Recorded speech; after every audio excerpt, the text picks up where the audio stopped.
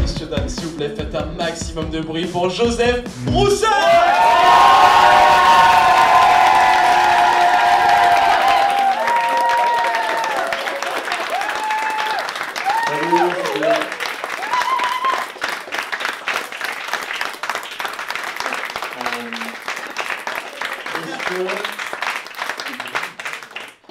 Vous avez déjà fait ce rêve où vous êtes à l'école et tout le monde a un pantalon et vous non, et vous êtes là, zut, j'ai froid aux jambes. Non, mais je pense que je ne profite pas assez de mes privilèges. Je ne profite pas assez de mes privilèges. Je suis un mec blanc, cis hétéro. Je suis censé avoir gagné la société. Pourtant, quand on me croise dans la rue, je pense pas que les gens ils se disent genre... Ah, lui, ça se voit, lui. Ah, c'est un winner. Qu'est-ce qu'il est cool. Qu'est-ce qu'il est cool. Lancez un frisbee à cet homme. Voilà à quel point il est cool. Moi, si on me lance un frisbee, mon premier réflexe, c'est je me baisse pour l'éviter. Après, je le ramasse et je le ramène.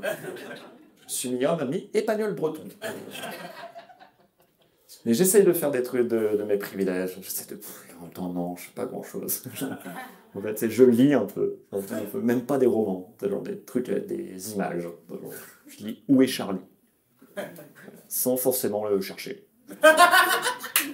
Savoir qu'il est là, ça me suffit. Non, j'essaie de faire des trucs de mes privilèges, j'essaie d'être militant, voilà, mais c'est fatigant d'être militant. Des fois, je suis désabusé par rapport au militantisme, par rapport aux violences policières, pardon. Quand j'étais plus jeune, j'étais là, on peut régler le problème des violences policières. Et maintenant, je sais plus. Je sais même plus si je peux être totalement anti-flic. Peut-être même on a besoin de la police. Je sais pas, parce que... Je sais pas vous, mais moi, je sais pas résoudre des crimes. Vraiment, j'arrive sur une scène de crime, je suis là, bon... Qui a une loupe? Sortez d'ici, monsieur, c'est une scène de crime. Une loupe. Pour voir les choses en plus beau. Vous connaissez Sherlock Holmes? C'est mon mime préféré. Agite sa loupe. Je suis désabusé par rapport aux réseaux sociaux aussi. Twitter, le tribunal populaire. Les gens qui disent Twitter, c'est devenu un tribunal populaire. Il y a des gens connus qui se font virer à cause de Twitter. Juste parce qu'ils ont violé des gens. C'est une logique, quand même. Tu sais, je comprends le tribunal populaire, parce que la justice, elle fait pas son taf. Il y a plein de mecs qui violent et qui agressent des meufs et ils s'en sortent. Et en même temps, c'est la justice. Et eux, ils savent pas faire. Et je sais pas vous, mais moi, je pourrais pas être juge. J'arrive dans un tribunal, je suis là, bon, il y a un petit marteau. Ouais, c'est la même vanne. Je peux faire ça toute la soirée. Non, mais sans aucun rapport, sans aucun rapport. Je trouve que les médecins, ils ont trop de pouvoir. Vraiment, les médecins, ils ont trop de pouvoir. Et en même temps, je sais pas vous, mais moi, je pourrais pas être chirurgien. J'arrive dans une salle d'opération, je fais, bon, il y a des petits ciseaux. Sortez d'ici, monsieur, c'est une salle d'opération. Et ça fait 3 fois que vous faites la même vanne. Le patient vient de mourir à cause de vous. Il vient de mourir? Allez me chercher une loupe.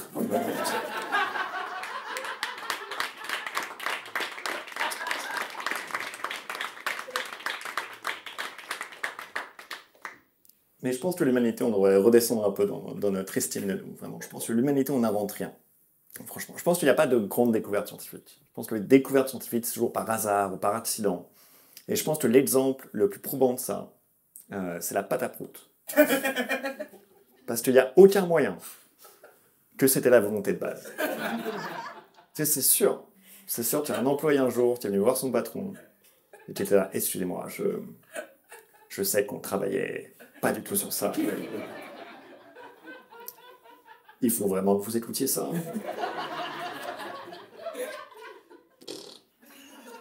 Et le patron, alors, wow, wow, wow, wow, wow. Refaites ce qu'on vient de faire. Arrêtez tout, arrêtez tout. On trouvera un remède pour le cancer plus tard. C'est plus important. Qu'est-ce qu'on fait pour l'endométriose? Refaites-le pour voir. Tant pis. Mais je pense qu'il est temps que les hommes s'intéressent au féminisme. Voilà, je pense qu'il est temps que les hommes s'intéressent à l'autre moitié de la population, au lieu de juste continuer à leur envoyer des photos de bites. C'est vraiment, je comprends pas les mecs qui envoient des photos de leurs bites. Je sais pas si on a ce soir. Venez, on parle. C'est parce que je comprends pas tout le monde peut être aussi fier d'avoir une érection. T'sais, moi, ça m'est déjà arrivé le matin, j'ai jamais été là, genre, pour celle-là. Il faut un photographe. Faut couvrir ce moment. Il peut y avoir des hélicoptères.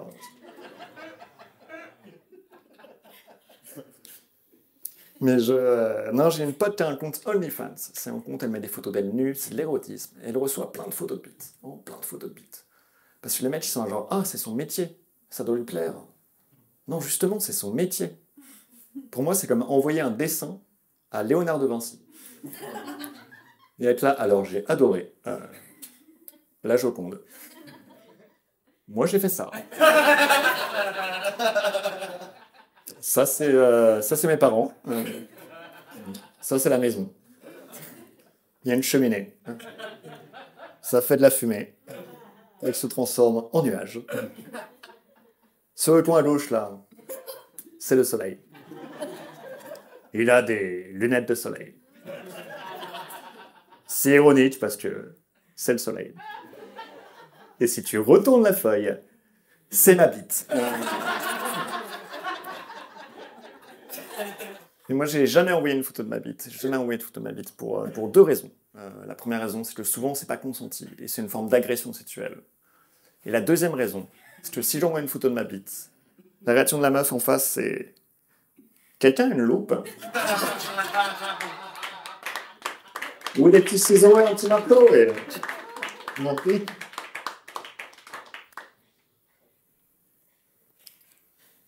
Voilà, mais je me suis pas toujours intéressé au féminisme. Je me suis intéressé au féminisme vraiment en arrivant sur Paris, en parlant avec des gens. Et je pense que vraiment j'ai fait l'erreur que font beaucoup de mecs quand ils s'intéressent au féminisme.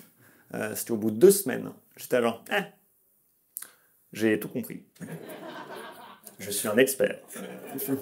Et tu sais, vraiment, j'avais des potes meutes en face de moi qui disaient genre, non mais Joseph, il faut que tu comprennes que j'étais là, top. Laisse-moi t'expliquer le féminisme, petite sotte.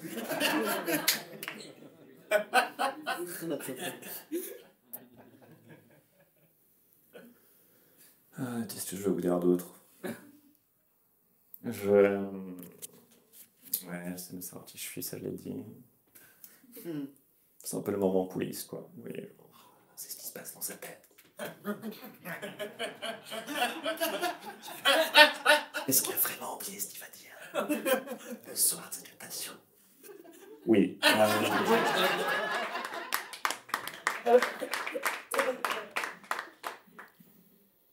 Non, je fais du stand-up maintenant. C'est ça que je voulais dire. Je fais du stand-up.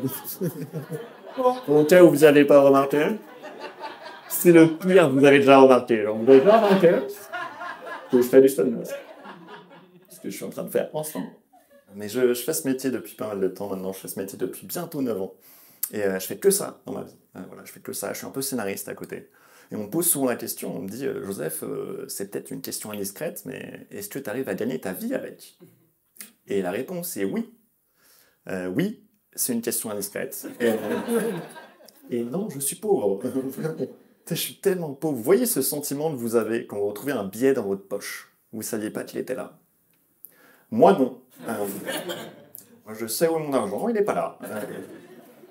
Mais je suis pauvre, ma carte bleue, elle est bloquée tout le temps. Et j'essaye d'acheter des trucs avec, quand même. Je ne sais pas pourquoi. Je compte sur un miracle du capitalisme. Alors, peut-être les règles, elles ont changé, je sais pas pourquoi. On sait jamais. Il y a pas longtemps, j'étais sur le Play Store, et je voyais un jeu à 5 €. Et je sais que ma carte, elle est bloquée, mais j'essaye quand même. Et ça marche. Et j'étais, alléluia, enfin. Et 15 minutes plus tard, je joue au jeu et je reçois un message d'une ex à qui j'ai pas parlé depuis des années, qui me dit « Joseph, je sais pas comment t'as fait, mais t'as acheté un jeu à 5 € avec ma carte bleue. Est-ce que tu peux me faire un Lydia, s'il te plaît ?» Tu sais, je me sens mal pour toutes les meufs qui s'appellent Lydia. Parce qu'elles doivent prendre cher. Hein. Et sans mauvais jeu de mots, ça c'est tous les jours pour elles. Tous les jours des blagues de merde de genre « Hé Lydia, tu vas payer comment? Avec toi-même ?»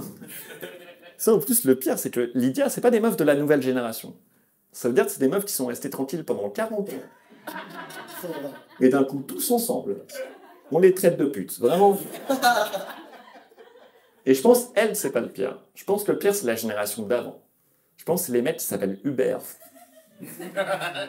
Parce qu'on leur fait des blagues qu'ils comprennent même pas. Tu sais, on est à Uber, tu m'en veux si je rentre en taxi? Ils sont à quoi? L'Algérie? Il est temps que les Blancs s'intéressent au racisme. Je pense qu'il est temps de rajouter un peu de théorie à la pratique.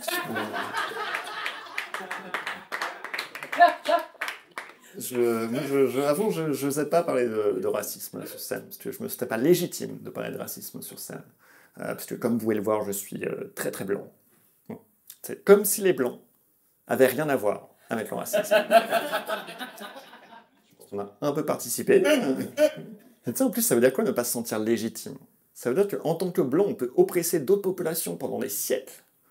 Mais au moment d'en parler, on est alors...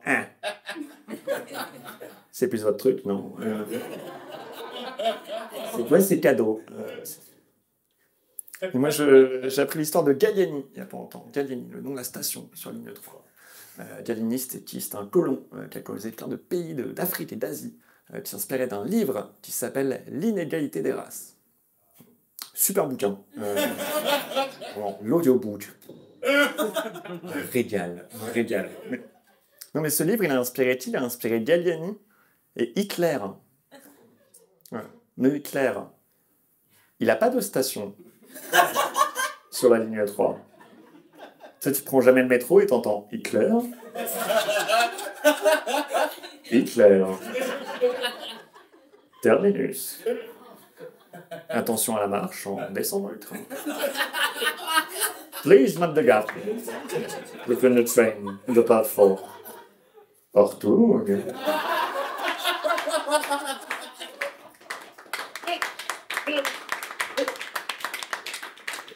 Un peu trop d'enthousiasme.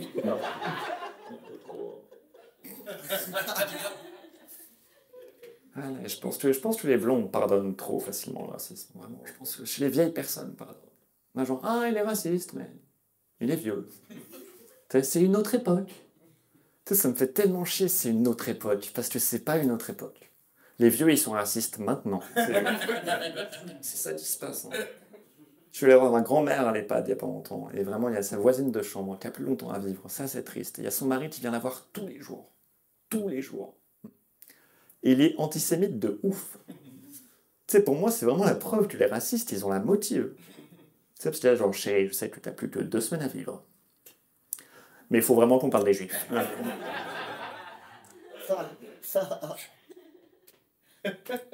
Mais je me souviens c'était pendant le premier confinement. Il y avait eu une histoire sur, je ne sais pas si vous vous souvenez, en Belgique. Ils voulaient renommer un tunnel qui s'appelait Léopold II. C'était pas ouf comme nom, genre vraiment avec le recul sur la colonisation. Mais c'est plus du tout des blagues, ça. Tu paniques, Joseph, tu paniques. Personne ne t'entend parler, tu es juste dans ta tête. Peut-être. Ils savent pas que tu te chies dessus en ce moment. Ok, non, ils voulaient renommer un tunnel qui s'appelait Léopold II, ils voulaient le renommer Anicorde. Il y a des gens qui me disent, vous pouvez pas le renommer Anicorde, parce que chaud cacao, c'est raciste. Et je me souviens que Annie Cordy était déjà morte à l'époque, mais le parolier d'Annie Cordy, qui s'est défendu sur Internet et qui a dit alors chaud cacao, c'est pas raciste. Je me souviens très bien comment j'ai trouvé cette chanson. Et c'était une époque où je cumulais 2 tafs. Et vraiment, c'est très difficile pour moi. Et un matin, je revenais d'un de mes tafs. Et je me suis fait un chocolat chaud. Et j'ai pensé à toutes ces tribus d'Afrique qui partent à la chasse au lion. Et ça, ok, ça, c'est ok, ouais.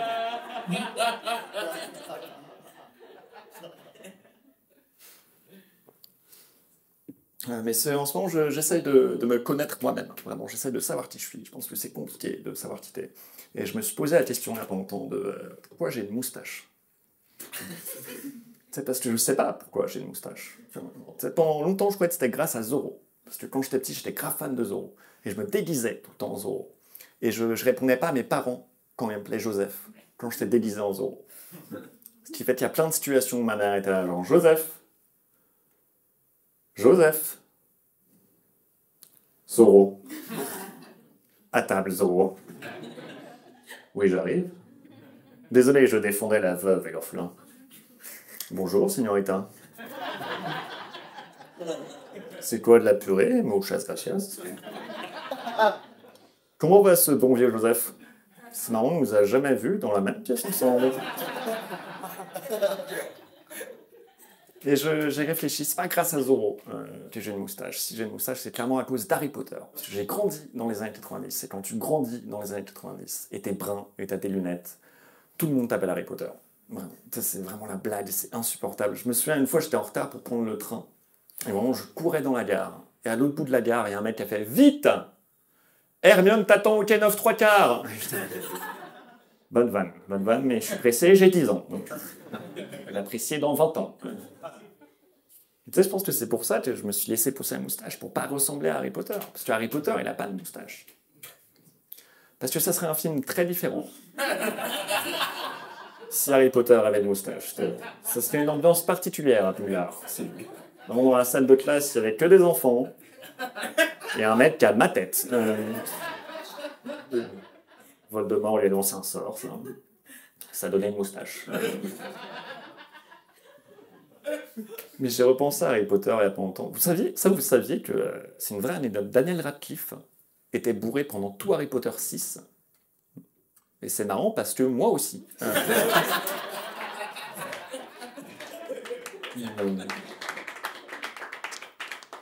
En vrai, non, j'ai repensé à Harry Potter parce que j'ai vu le documentaire des retrouvailles d'Harry Potter. C'est 20 ans après le premier film et tu revois tous les acteurs. 20 ans après le premier film, tu revois Daniel Radcliffe. 20 ans après le premier film. Et il a une moustache. Et je sais pourquoi il a une moustache. Parce qu'il a grandi dans les années 90. Et quand tu grandis dans les années 90, et t'es brun, et t'as des lunettes, c'est sûr. C'est sûr, tout le monde devait l'appeler Joseph Roussin.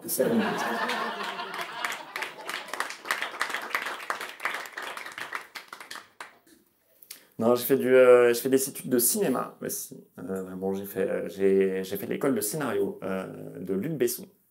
Voilà. Ce qui veut dire que Luc Besson m'a donné des cours de scénario, ce qui est hilarant.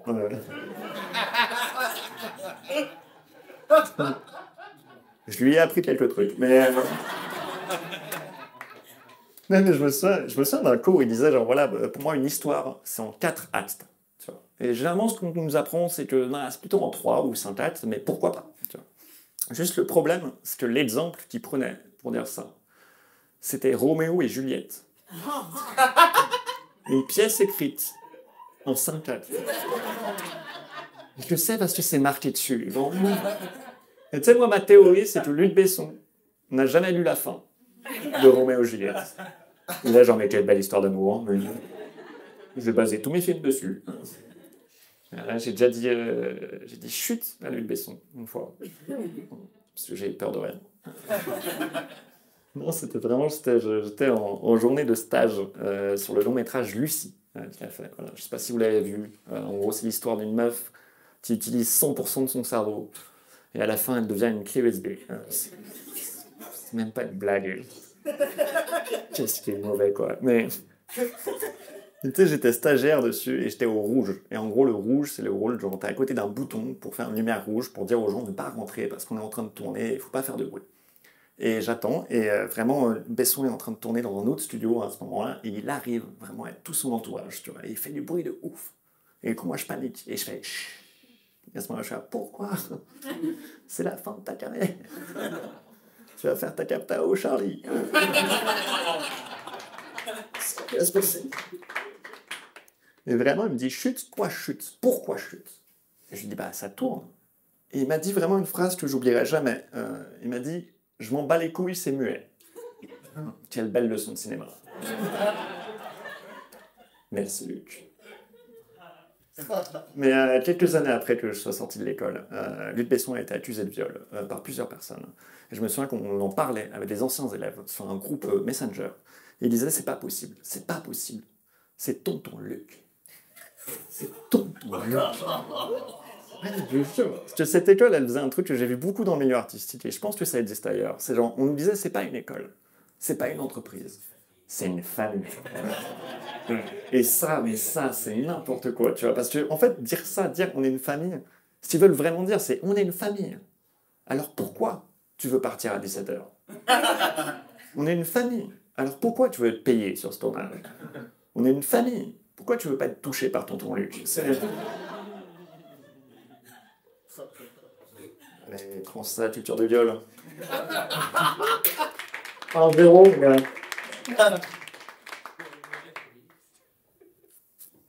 Mais je parlais d'Harry Potter tout à l'heure, j'étais grave fan du Seigneur des Anneaux aussi. J'étais petit, vraiment, j'adorais le Seigneur. Pour le Seigneur des Anneaux. C'est déjà pas mal. Mais j'adorais, moi, c'est le dernier film que j'ai vu en tant qu'enfant et le premier film que j'ai vu en tant qu'adolescent. Vraiment, ça a fait la jonction entre ces deux périodes. Ma puberté a duré 3h30. C'est le poil. Non, mais je kiffais parce que j'étais gamin et j'aimais bien genre, voir des elfes, des combats. Et en même temps, je commençais à m'intéresser au cinéma et je commençais à m'intéresser à d'autres trucs. Et il s'avère qu'il y a une anecdote de tournage, mais ça, je m'en suis rendu compte bien plus tard. Mais il s'avère que l'acteur qui joue Frodon pendant les 3 films, j'avais un peu envie de le baiser. Et ça, je l'ai réalisé bien plus tard, quoi. Et je sais pas pourquoi. Je sais pas si c'était ses grands yeux bleus, ses petits pieds poilus, mais tu sais, c'était à la période du collège. Et tu sais, à la période du collège, genre, je pouvais pas être gay. Tu sais, genre, être gay au collège, pour moi, c'était pas une option. C'était une insulte. Et je trouve ça ironique qu'il y ait tant d'homophobie intériorisée à cette période, alors qu'à cette période-là, chaque mec, au moins une fois, a essayé de sucer sa propre bite. Et c'était une blague de bite depuis le début. Il en fallait une. Non, ok, j'en ai une deuxième. Allez. Allez. Fan de blagues de bite, là-bas. Très déçu par les blagues sur le racisme, du coup. Quand est-ce qu'on arrive à la paix?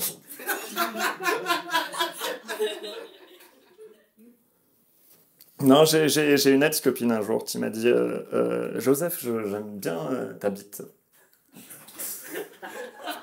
Parce que quand je te suce, ça me fait pas mal à la mâchoire. Et quelle manière mignonne de me dire que j'ai une petite bite. C'est vraiment, c'est adorable. C'est vraiment, j'en ai parlé à une copine après, elle m'a dit non, Joseph, non, t'as pas une petite bite. T'as pas une petite bite. Mais je vois ce qu'elle veut dire.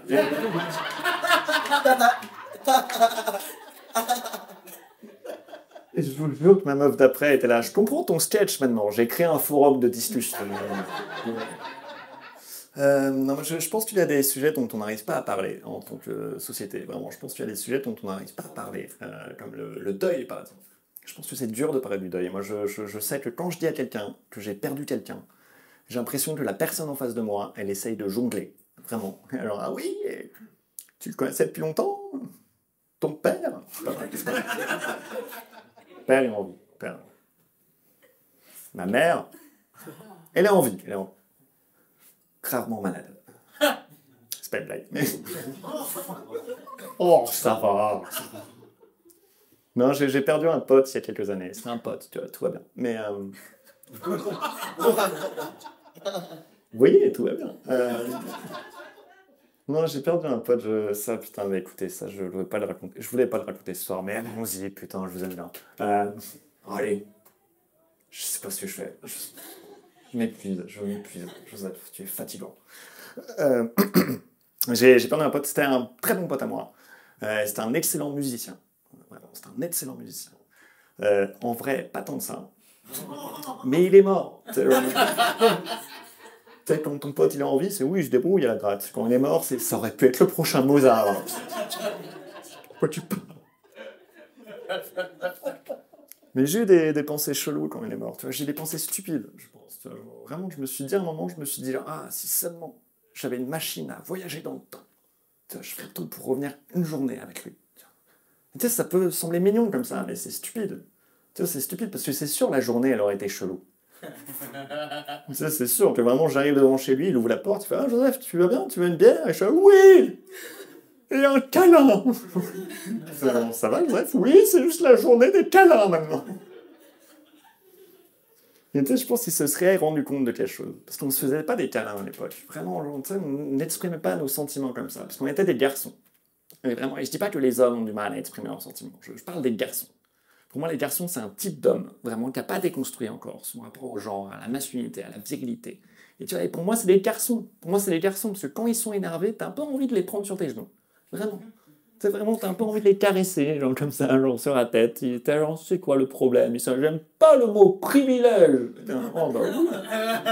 Moi, je comprends. Mais c'est pas une raison de pas finir ta purée, Timothée. Mais c'est stupide, tu vois, de se dire, genre, je remonterai dans le temps et je passerai une journée avec lui, tu vois. Parce que dans ce scénario, genre, vraiment, j'ai une machine à voyager dans le temps. Je peux faire ce que je veux. Tu sais, vraiment, il y a eu tellement de problèmes dans le monde. Tu vois, genre, il y a eu des pandémies, il y a eu des guerres, il y a des injustices sociales. Et je choisis d'aller voir un gars, qui est même pas un si bon musicien. Ah, mais je vous dis, ça va être un dernier truc. J'essaie d'être optimiste dans ma vie. Voilà, par exemple, je suis optimiste sur le fait que je vais réussir à régler ce film.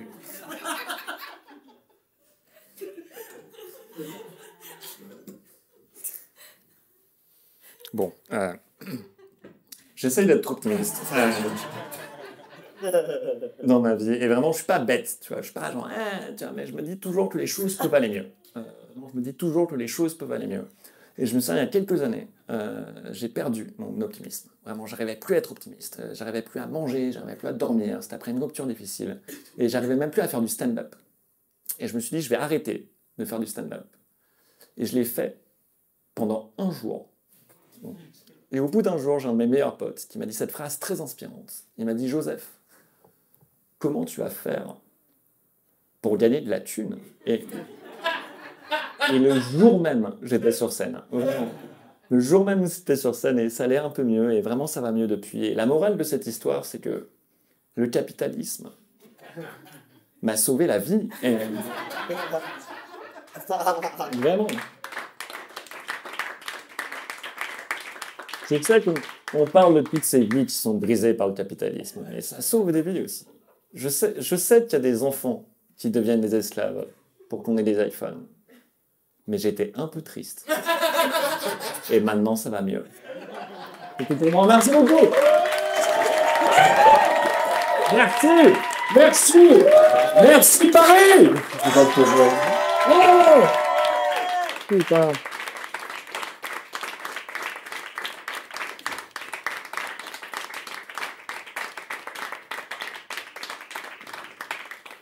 J'ai fait une recherche Google sur qu'est-ce qu'il faut faire en cas d'attaque de loup. Et en fait, c'est juste que, parce qu'en fait, je regardais une série, c'était il y a quelques années, et vraiment, je regardais une série, je sais même plus ce que c'était une série d'heroic fantasy. Et genre, et vraiment, à un moment, t'as tous les personnages qui sont dans une forêt, ils se font encercler par des loups. Et à ce moment-là, t'as le personnage principal, qui vraiment va voir le mâle alpha. Il se penche comme ça, il prend son doigt, il met son doigt dans la bouche du loup. Et le loup, à ce moment-là, genre, ok. Les gars, on y va. Vraiment, les loups se barrent, tu vois. Et je vois ça, et je suis genre, il n'y a aucun moyen que ce soit ça qu'il faille faire en cas d'attaque de loup. Tu sais, vraiment, je cherche sur Google, je cherche qu'est-ce qu'il faut faire en cas d'attaque de loup. Et vraiment, Google me dit, ça n'arrive jamais. Mais quand ça arrive, ce qu'il faut faire, c'est qu'il ne faut pas que le loup pense que tu vas l'attaquer. Donc il faut se mettre en position soumise, il faut se mettre en position fétale. ouvrir grand les yeux, se lécher les babines et pousser des petits cris aigus. Tu sais, vraiment, je dis ça, je me dis, qu'est-ce qui se passe si ça marche pas? Tu sais, je pense que ton meilleur espoir, c'est que tu te fais bouffer par le loup et le loup se fait juger par les autres loups. Alors, apparemment, t'es devenu végétarien, parce que ce gars-là, c'est une salade, le gars.